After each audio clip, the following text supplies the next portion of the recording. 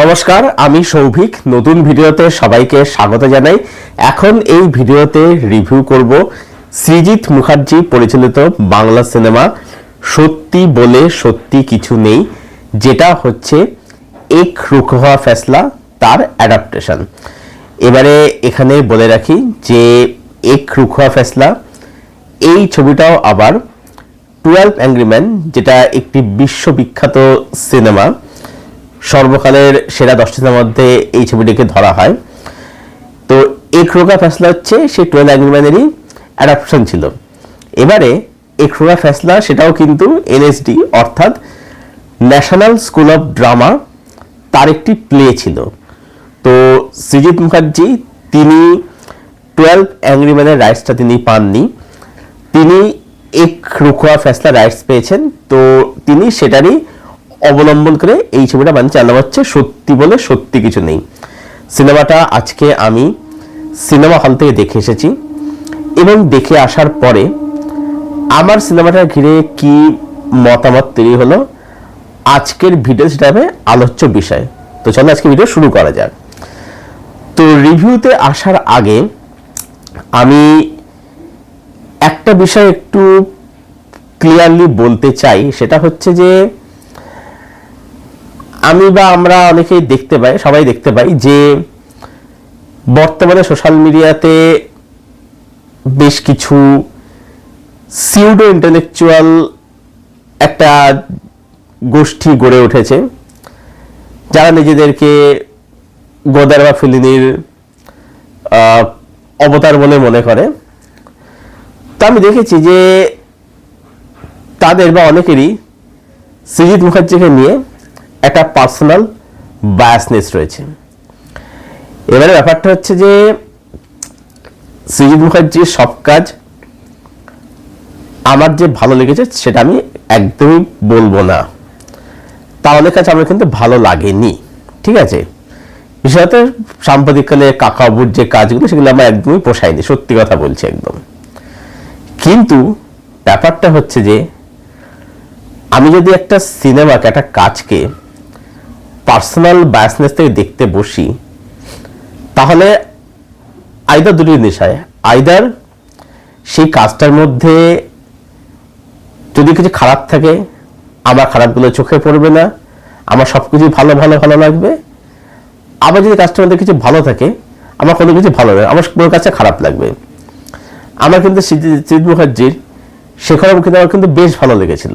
কিন্তু আমি দেখলাম অনেকে, মানে বেশিরভাগই দেখলাম এটাকে নানা রকম ভাবে রোস্ট করছে, যাচ্ছে এই কথা বলছে। হ্যাঁ, একটা কনস্ট্রাকটিভ ক্রিটিসিজম হতে পারে, কিন্তু রোস্ট কখনোই হতে পারে না। তো সৃজিত মুখার্জি একটা কথা সবসময় বলেন যে ইউ ক্যান লাভ মি আর ইউ ক্যান হেট মি, বা you can not ignore me. তো ব্যাপারটা হচ্ছে এটাই আর কি। তো সিনেমাটা দেখলাম এবং আমার নিরপেক্ষ কথাও জানাবো। এবারে ব্যাপারটা যেটা আমি একটু বললাম, কেন কথাটা বললাম তার কারণটা হচ্ছে, যদি এখন কেউ মনে করে থাকে যে আমি বলবো যে সৃজিত মুখার্জি শেষ হয়ে গেছে, আর জঘন্য সিনেমা বানিয়েছে, একদম পাতে দেওয়া যায় না, রোদ্দি সিনেমা বানিয়েছে, তো সরি, আমি এই কথা বলতে পারবো না। তার কারণ হচ্ছে সিনেমাটা আমার দুর্দান্ত লেগেছে, খুবই ভালো সিনেমা হয়েছে। আমি এখানে 12 অ্যাংরি ম্যানের সাথে কম্পারিজন করতে পারবো না, কারণ 12 অ্যাংরি ম্যান একবারই হয়, ওটা হওয়া সম্ভব নয়। কিন্তু 12 অ্যাংরি ম্যান এমন একটা সিনেমা, বা এর প্লটটা এমন একটা ইউনিভার্সাল প্লট, যেটাকে তুমি যে কোনো সময়, যে কোনো স্টেটে, যে কোনো ফিল্ডে তুমি কিন্তু অ্যাডাপ্ট করে ছবি বানাতে পারো। তার এক্সাম্পল হচ্ছে আটাম বলে মালায়ালাম সিনেমাটা। আটাম আমি দেখেছি, আমার আটাম ব্যাপক লেগেছে, ঠিক আছে, আমার দারুণ লেগেছে আটাম সিনেমাটা। তো ব্যাপারটা হচ্ছে যে আটাম কি 12 লেভেল কি ম্যাচ করতে পেরেছে? না, পারেনি, সেটা কখনোই সম্ভব নয়। তার মানে কি আটাম সিনেমার সাথে খারাপ হয়ে যাচ্ছে? না, সেটাও কখনোই না। যে কোনো সিনেমার নিজস্ব মেরিট থাকে, সেই মেরিট দিয়ে সিনেমাটাকে জাজ করতে, বিচার করতে হয় আর কি। আমি সেটাই করছি।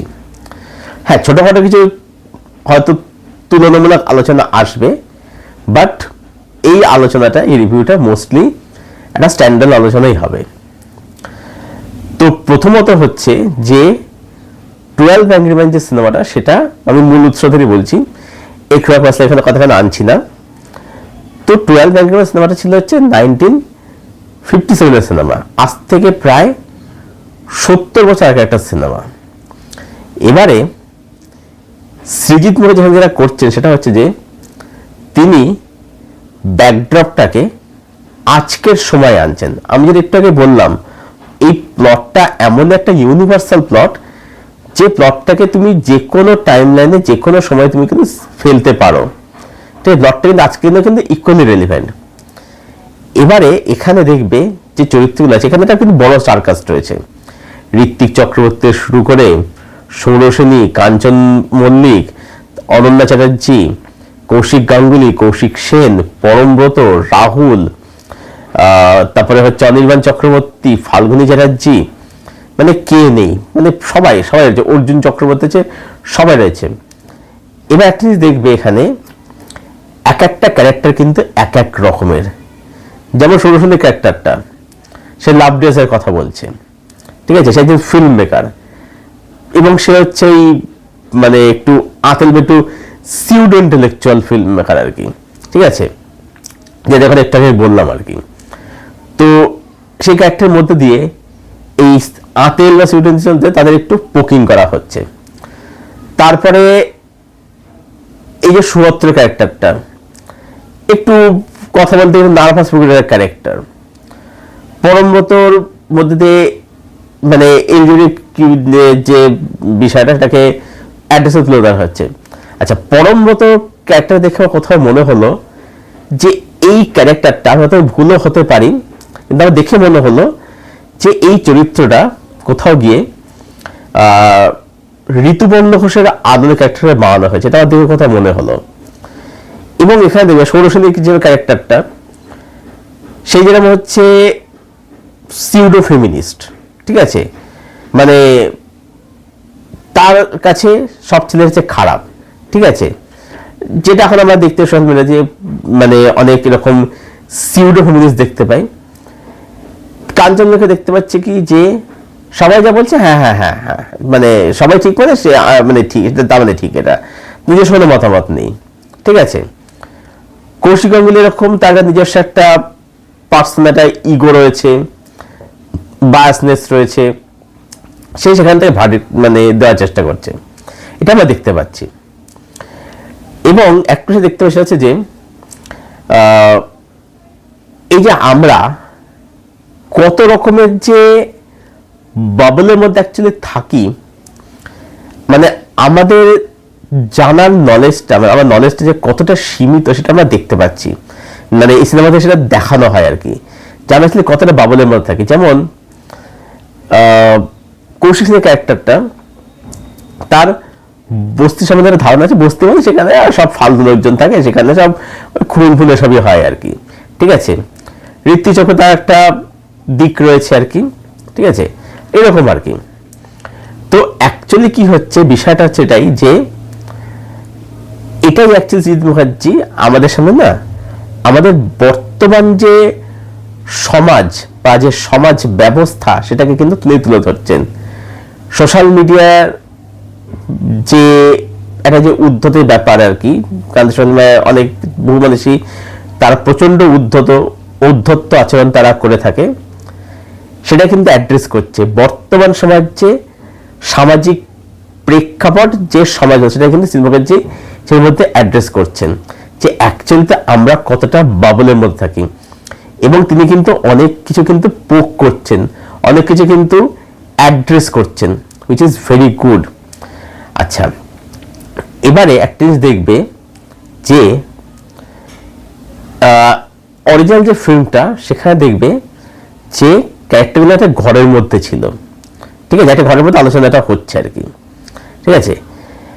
এবারে ওখানে ওদের তারার কারণটা ছিল হচ্ছে ওখানে ফ্যান চলছিল, ওদের গরম লাগছিল। এখানে সেটা না করে এখানে সৃজিত মুখার্জি তিনি তার মতো করে একটু কমার্শিয়ালাইজ করেছে, যেটা কিন্তু দেখতে ভালো লাগছে, এখানে ওয়ার্ক করছে। আর আসল কথা হচ্ছে জিনিসটা ওয়ার্ক করছে না, হ্যাঁ সেটা অবশ্যই ওয়ার্ক করছে, অন্তত আমার জন্য সেটা ওয়ার্ক করেছে। আমরা দেখতেছি কি যে সবাই ধরে নিচ্ছে যে গিলটি হবে, আর চলো ভোট দিয়ে বেরিয়ে চলে যাই। যেটা পরমগত দেখলো ট্রেলারের মধ্যে যে সে বলছে নট গিলটি। ঠিক আছে, এখান থেকে শুরু হচ্ছে পুরো বিষয়টা। এবারে একটা জিনিস এখানে আমরা দেখতে পাচ্ছি যে এই যে আলোচনা, যে বিচারটা যে হচ্ছে, মানে আলোচনা যেটা হচ্ছে আর কি, আমরা ওখানে দেখতে পাচ্ছি যে তারা কোনো একটা কখনো রাস্তার মধ্যে রয়েছে, কখনো সমুদ্রের ধারে, কখনো সমুদ্রের জলের মধ্যে, কখনো জঙ্গলের মধ্যে, বিভিন্ন জায়গায়, কখনো কখনো একটা মঞ্চের মধ্যে, কোনো একটা হলের মধ্যে, অডিটোরিয়ামের মধ্যে, কখনো একটা গল্ফ কোর্স, একটা মাঠের মধ্যে বসে আছে, তার বিভিন্ন জায়গায় রয়েছে। এর কারণটা কি? আমার যেটা মনে হলো সেটা হচ্ছে যে এই যে আদালত, এই যে বিচার ব্যবস্থা, কেন যে যাতে যে অপরাধ করছে সে যাতে শাস্তি পায় এবং একজন নিরপরাধ মানুষ সে যাতে তার সঠিক বিচারটা পায়, এটাই তো। তো বিচার ব্যবস্থা হচ্ছে আমাদের সমাজ ব্যবস্থাকে হচ্ছে একটা মধ্যে একটা ব্যালেন্স বজায় রাখছে। ঠিক আছে, এবার ব্যাপারটা হচ্ছে কি, একটা জিনিস সেটা হচ্ছে যে আমাদের সমাজ সেটা হচ্ছে একটা মানে একটা আদালত আর কি, মানে আমাদের সমাজটা হচ্ছে, পৃথিবীতে হচ্ছে একটা আদালত। তো সেই কারণেই সেই জিনিসটাকে একটা মেটাফর, একটা টুল হিসেবে ইউজ করেছে সৃজিত মুখার্জি এই অ্যাপ্রোচটা নিয়েছেন, যে কখনোই মানে আলোচনাটা বসছে একটা জঙ্গলের মধ্যে, কখনো সমুদ্রের ধারে, কখনো সমুদ্রের জলের মধ্যে, এইখানে বসছে। এই যে অ্যাপ্রোচ, এটা কিন্তু আমার দারুণ লেগেছে, ভীষণ ভালো লেগেছে, যে গোটা পৃথিবীটাই হচ্ছে একটা আদালত। ঠিক আছে, এবং আমরা সবাই হচ্ছে তার অংশ, এই সমাজের অংশ। এটা কিন্তু হচ্ছে এটার মধ্যে দিয়ে কিন্তু বুঝেছেন, সেটা দারুণ লাগলো। এবং এই ছবির মধ্যে দারুণ কিছু সার্কাজম আছে, পোকিং রয়েছে, এটা কিন্তু দুর্দান্ত, দারুণ লেগেছে, সেগুলো খুব এনজয় করেছি। ছবির ডায়লগ রাইটিং ভীষণ ভালো, খুব স্ট্রং কিছু কনভারসেশন এই ছবির মধ্যে আমরা কিন্তু দেখতে পাই, স্ট্রং কিছু কনভারসেশন এবং কিছু মোমেন্ট আছে, কিছু ইমোশনাল আউটকাম রয়েছে, সেগুলো ছবির মধ্যে খুব খুব ব্রিলিয়ান্টলি সেগুলো ওয়ার্ক করে, দারুণ লাগে, দুর্দান্ত লাগে সেই জিনিসগুলো দেখতে আর কি। ছবির ইন্টারনাল ব্লকটা আমার কিন্তু খুবই ভালো লেগেছে, খুবই ভালো লেগেছে। মানে একটা সিনেমায় দেখছি, কিন্তু সিনেমার মধ্যে একটা স্টেজ প্লে চলছে বলে মনে হচ্ছে, বা সিনেমার মধ্যে যেন একটা আর একটা সিনেমা চলছে বলে মনে হচ্ছে। সেই অ্যাপ্রোচটা আমাকে দারুণ লাগছে, যেভাবে মানে ইন্টারনাল ব্লকটা হলো, সেখানে মনে হয় সিনেমাটা কিন্তু একটা খুব এক্সপেরিমেন্টাল সিনেমা হয়েছে বলে আমার মনে হয়েছে দেখার পরে। এবং সিনেমাটা টেকনিক্যালি এত ওয়েল মেড, এই যে আমি মেটাফোরার কথাটা বললাম যে গোটা পৃথিবীটা হচ্ছে একটা আদালত, একটা বিচারশালা, বিচার কেন্দ্র, বিচার ক্ষেত্র আর কি, সেটাকে এত ধরনের ফুটিয়ে তুলছে। এর কালার গ্রেডিং বলি, সাউন্ডের কাজ বলি, মেকিং বলি, সেগুলো দারুণ দুর্দান্ত ওয়ার্ক করছে সেই জিনিসগুলো। এবং এই ছবির মধ্যে বলতে হয় পারফরমেন্স, এখানে আমি কাকে ছেড়ে কাকে বলবো, বড় স্টারকাস্ট প্রত্যেকে তাদের জায়গায় দুর্দান্ত অভিনয় করেছে, সবাই দারুণ কাজ করেছে। সৃজিত মুখার্জি সবার থেকে কিন্তু খুব দারুণ পারফরমেন্স ডেলিভার করেছেন, তিনি সেটা করতে জানেন, তিনি সেটা করেছেন, ভীষণ ভালো কাজ করেছেন এখানে সৃজিত মুখার্জি এবং প্রত্যেক অভিনেতা। এখানে একটা গান থাকে যে তোমাকে বসতকালে কয়জন আমার জানো না, এই গানটা জায়গায় আসে, গানটা তো ফেমাস গান, এবং সেই গানটা জায়গায় প্লেস করা হচ্ছে, গানটা জায়গায় প্লেস হচ্ছে, প্লেসমেন্ট যেটা গানের একটা সিনেমার মধ্যে, সেটা কিন্তু সত্যি ভীষণ ভালো, অনবদ্য, সেটা দারুণ লাগে সেটা দেখতে। এই সমস্ত কারণেই সত্যি বলে সত্যি কিছু নেই, ছবিটা আমার দুর্দান্ত লেগেছে। কিন্তু কেন আমি এই সিনেমাটাকে একটা এক্সট্রা অর্ডিনারি সিনেমা বলতে পারছেন, তার পেছনে আমি কিছু কারণ বলি, যেটা আমার মনে হয় সেটা হচ্ছে যে নেগেটিভ দিকে আমি ঢুকছি আর কি। সেটা হচ্ছে যে এবার একটা আলোচনা আছে, তুলনা আলোচনা একটু হবে আর কি, যে 12 অ্যাংরি ম্যান সিনেমার মধ্যে না যারা ওখানে ছিল ঘরের মধ্যে, তো তারা মানে তাদের কিন্তু কোনো পার্সোনাল কিন্তু কোনো বায়াসনেস কিন্তু ছিল না, ঠিক আছে। তাদের যেটা মনে হচ্ছে তারা তাদের মতামত বা ধারণা তারা কিন্তু ক্লিয়ার ছিল। এইখানে ক্যারেক্টারগুলোর মধ্যে একটা কিন্তু পার্সোনাল বায়াসনেস রয়েছে, ঠিক আছে। এখানে ক্যারেক্টারের মধ্যে পার্সোনাল বায়াসনেস রয়েছে। যেমন একটু সৌরসেনী ক্যারেক্টারটা, সে ছেলেদের পছন্দ করে না, তার একটা পার্সোনাল, কারণ সে ছেলেদের, কারণ তার কাছে ছেলেরা মানেই খারাপ, ঠিক আছে।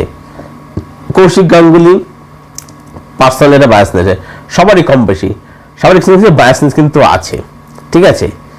এখানে ক্যারেক্টার কিন্তু পার্সোনাল কিন্তু বায়াসনেস দেওয়া হয়েছে আর কি, ঠিক আছে, পার্সোনাল বায়াসনেস দেওয়া আছে। তো এই জায়গাটা আমার কিন্তু মানে অতটা আমার জন্য ভালো লাগেনি জিনিসটা, যে মানে ওখানে কিন্তু ক্যারেক্টারগুলো কিন্তু পার্সোনাল কিন্তু বায়াসনেস ছিল না, তারা কিন্তু তাদের যে মতামত তাদের সেখানে তারা কিন্তু ক্লিয়ার ছিল, সেটা কিন্তু এখানে সেটা কিন্তু মানে মানে তারা যে তাদের ধারণায় খুব যে ক্লিয়ার সেটা কিন্তু পরিষ্কার কিন্তু হয়ে ওঠে না আর কি। মানে বোঝা যাচ্ছে তারা এই মতামত দিচ্ছে তাদের পার্সোনাল বায়াসনেসের জায়গা থেকে আর কি। এইখানে ছবিটা কিন্তু পিছিয়ে যায় আর কি। মানে ছবিটা দুর্দান্ত সিনেমা, দারুণ সিনেমা, কিন্তু ছবিটা একটা এক্সট্রা অর্ডিনারি ছবি হতে পারে না, সেটা হচ্ছে এই কারণেই। ব্যাপার হচ্ছে সেটা থাকলেও যে 12 লেভেল ক্র্যাচ করে তা কিন্তু আমি একদমই বলছি না, কারণ 12 অ্যাংরি ম্যান একবারই হয়, ওটা বার হওয়া সম্ভব নয়। কিন্তু এটা যদি করা হতো সিনেমাটাকে আমি কিন্তু আরো উপর লেভেলে রাখতাম। বাট স্টিল আমি এটাই বলবো যে ভীষণ ভালো একটা সিনেমা হয়েছে, দুর্দান্ত সিনেমা হয়েছে। না দেখে থাকলে আমি বলবো নিকটবর্তী যে হলে চলছে যাও, গিয়ে দেখে আসো, ওপেন মাইন্ডে যাও। যে সৃজিত মুখার্জি বানিয়েছে মানেই সেটা খারাপ হবে, বা এখানে ঋত্বিক চক্রবর্তী আছে মানেই সে খারাপ ইয়ে করবে, এরকম কোনো ভাবার কারণ নেই। তো যাও, গিয়ে দেখে আসো, জানে কমেডি কিরকম লাগলো। আমার দিক থেকে, আমার তরফ থেকে এই ছবিটাকে একটা বিগ থামস আপ রইল, এবং রেটিং আমি এটাকে দেব 8.5 আউট অফ 10। মানে 12 যদি 9.5 10 যদি হয়, বা 9 9.5 যদি হয়, এটাকে আমি 8.5 পর্যন্ত অবশ্যই দিতেই পারে আর কি, ঠিক আছে। তো একদম ওপেন মাইন্ড নিয়ে, কোনো রকম পার্সোনাল বায়াসনেস না রেখে সিনেমাটা দেখতে যাও, এবং আমার বিশ্বাস সিনেমাটা তোমরা কিন্তু এনজয় করতে পারবে, তোমাদের সিনেমাটা ভালো লাগবে, এটা আমার কিন্তু দৃঢ় বিশ্বাস রইল। তো যারা দেখোনি নিকট হলে যাও, গিয়ে দেখে আসো, জানিয়ে কমেডি কিরকম লাগলো। আর যাদের দেখা হয়ে গেছে এই সিনেমাটা, কমেন্ট করে অবশ্যই শেয়ার করে জানাও তোমাদের সিনেমাটা কিরকম লাগলো যারা দেখেছো। যদি ভিডিওটা ভালো হয় ভিডিওটাকে লাইক করো, শেয়ার করো, চ্যানেলটাকে অবশ্যই সাবস্ক্রাইব করে দিও, এবং পাশের যে বেল আইকনটা আছে সেটাকে প্লিজ অন করে দাও, যাতে এরকম আরো রিভিউ বা এরকম আরো ভিডিও আসলে তার নোটিফিকেশন সহজে এবং শীঘ্রই পেয়ে যাও। ভিডিওটাকে এখানেই শেষ করছি, আবার দেখা হচ্ছে তোমাদের সাথে খুব শীঘ্রই নতুন কোনো একটা ভিডিওর সাথে। ততক্ষণের জন্য সবাই খুব ভালো থেকো, সুস্থ থেকো, আমার সঙ্গে জুড়ে থেকো।